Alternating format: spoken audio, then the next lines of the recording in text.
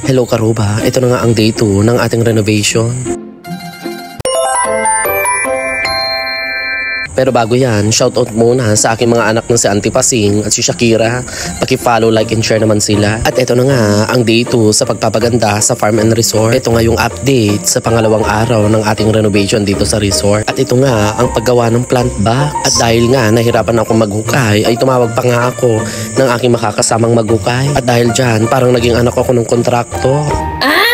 At dyan nga ay naghuhukay nga kami para sa gagawing plant box. At yan nga, kahit nga mainit ang panahon ay tinitiis namin para may matapos kami maghapon. At dumating na nga ang pinadeliver kong hollow block para sa gagawing plant box. At doon nga ako nagtaka kung bakit nagubad si kuya para magbaba ng mga hollow blocks. Abay, napakainam naman ng aking tinititigan. Yung hollow blocks po, wag kayong ano.